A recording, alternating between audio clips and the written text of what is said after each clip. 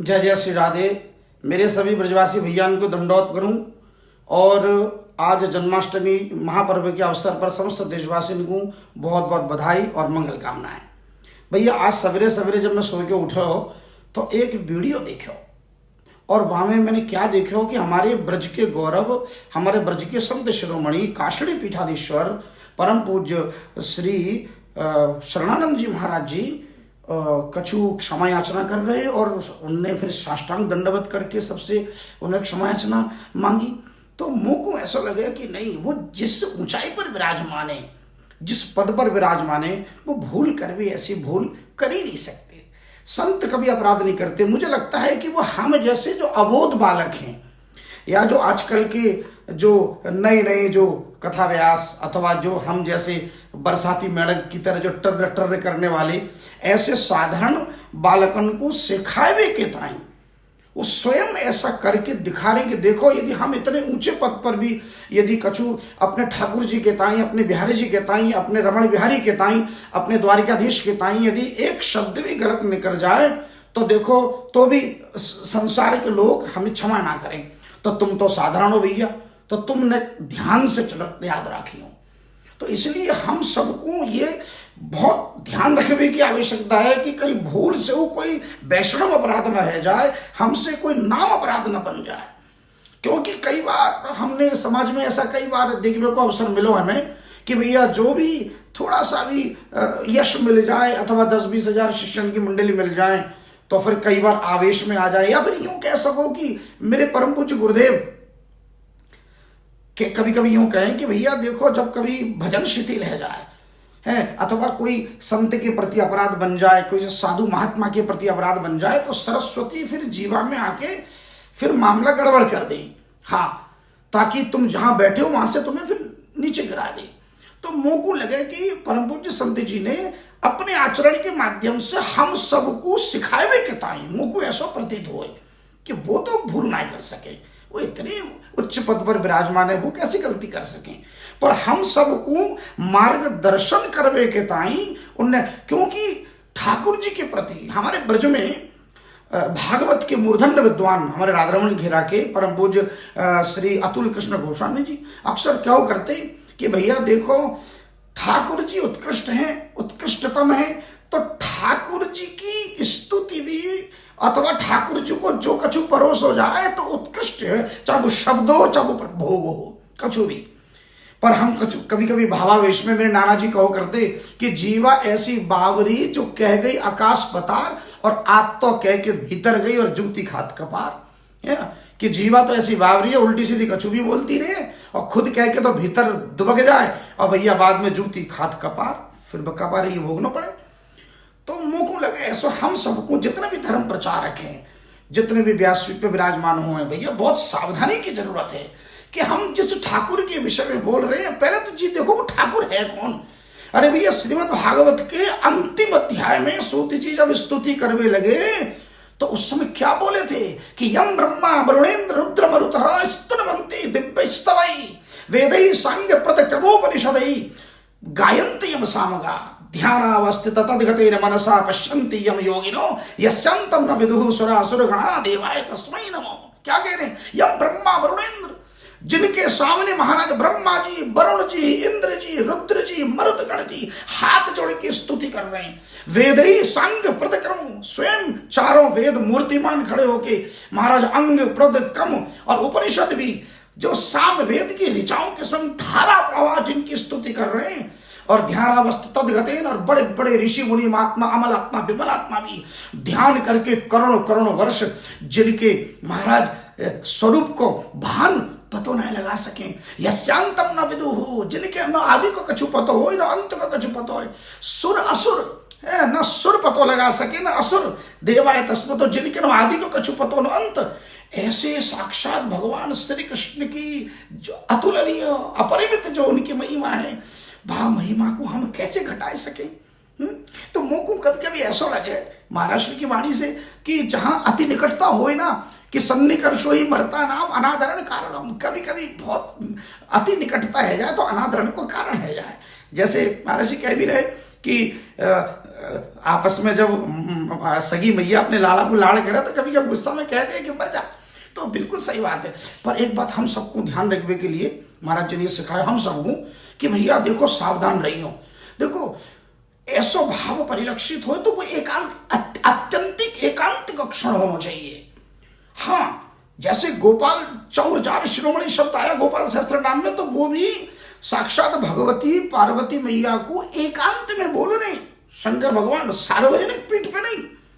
तो जो ठाकुर जी से हमारा भाव प्रकट हो, आत्यंतिक एकांत हो, बिल्कुल बंद कमरे में एकांत में हम ठाकुर जी को कछु बोले, हमारे भाव चाहे मित्र भाव से बोले, सखा भाव से बोले, चाहे आर्त भाव से बोले, जो कछु मन में आए सब बोलो, पर वो एकांतिक हो। सार्वजनिक रूप से यदि बोलेंगे तो हो सकता है मर्यादा से कहीं च्युत न हो जाए।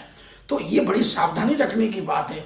और मुझको तो एक दृष्टांत मेरे दादा गुरु परम पूज्य प्रभुपाद जी महाराज ने और हमारे श्रीधराचार्य जी ने भी, जो भागवती टीका जिन्होंने करी, उन्होंने भी महाराज इंद्र के द्वारा, इंद्र ने जिस समय हमारे ठाकुर जी के लिए 4 अपशब्दों का प्रयोग किया, तो वह समय सरस्वती में इतनी साहस नहीं भई कि वो सरस्वती उन शब्दों को ठाकुर जी के पास एज इट इज ले जाए। तो सरस्वती ने उन शब्दन को बदल दिया। इंद्र ने कही वाचालम बालिशम स्तब्धम अज्ञम है। पंडित माने नाम, अपने आप को पंडित समझता है तू, अरे वाचाल है, यानी वाचाल माने अरे बातूनी, ज्यादा बकवास करने वाला। बालिशम है, तू तो बिल्कुल निरा बच्चा है। स्तब्धम, अरे ढीठ। अज्ञम, अरे मूढ़, अरे मूर्ख, ऐसे शब्द कहे। पर हमारे दादा गुरु प्रभुपाद जी ने भागवत जी की टीका में कहा, बोले नहीं, सरस्वती ने इन शब्दों को पलट दी नो। ठाकुर जी को अपशब्द प्रिय नहीं है। अगर ठाकुर जी को अपशब्द प्रिय होता तो शिशुपाल को वध काय को करते। ठाकुर जी को अपशब्द प्रिय नहीं है। ठाकुर जी को कुरूपता भी प्रिय नहीं है। अगर ठाकुर जी को कुरूपता प्रिय होती तो कुब्जा को रूप काय को देते, वायु रूप में स्वागत करते, वायु रूप में चले जाते। पर रूप दियो, इसका मतलब ठाकुर जी, अरे ठाकुर जी, ठाकुर कौन है हमारा है? तृतीय स्कंद में कह रहे विस्मापनम स्वस्थ चौसौव गर्दई परम पदम भूषण भूषणांगम। अरे भैया, हमारा ठाकुर तो इतना उत्कृष्ट है कि जिस ठाकुर जी को श्रृंगार जब किया जाए तो श्रृंगार करवे थे ठाकुर की शोभा नाए बढ़े। बोले भूषण भूषणांगम, उनके दिव्य देह पे जो आभूषण है वो आभूषण ही आभूषित है जाए, उन आभूषण की दिव्यता बढ़ जाए। ठाकुर की क्या सुंदर है, किन्ने सुंदरम। ठाकुर तो हमारा है ही अलबेला, वो तो है ही अलौकिक, वो तो है ही दिव्य, वो क्या सुंदर लगेगा। वो तो ब्रह्मांड का सर्वोच्च सुंदरता की और स्वरूप की जब पराकाष्ठा, जहां सीमा समाप्त है जाए, वो है मेरा ठाकुर। तो उसे तुम क्या श्रृंगार करोगे।